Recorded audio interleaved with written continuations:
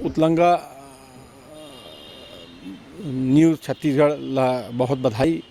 सच्चाई ला दिखाए बर आप मीडिया लोकतंत्र में तीसरा अगर कोई स्तंभ है तो मीडिया है, और छत्तीसगढ़ी भाषा में आप मन ये न्यूज़ चैनल ला लॉन्च करे, मैं आप मन ला बधाई। छत्तीसगढ़ संस्कृति, छत्तीसगढ़ के लोक कला, छत्तीसगढ़ के जहाँ एक एक जानकारी ला ईमानदारी से बताए के काम आप मन के माध्यम से कराए जाही।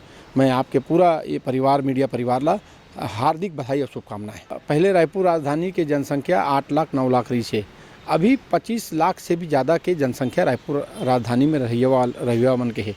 और वो कैसे उमन ला ट्रैफिक व्यवस्था में सुधार लाना है, कैसे आवाजाही में व्यवस्था करना है, ओकर बर भूपेश बघेल जी के कांग्रेस के सरकार है समुचित व्यवस्था पर लगे है।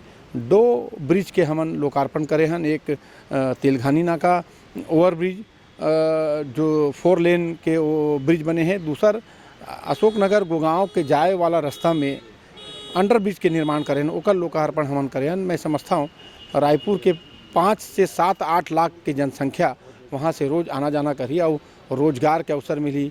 जो ऑफिस जाए में लेट होत रही है, जो कारखाना जात में लेट होत रही है, उमन ला आराम से सुगम सड़क के व्यवस्था मिली और एक अच्छा रास्ता मिले के समाधान होगी।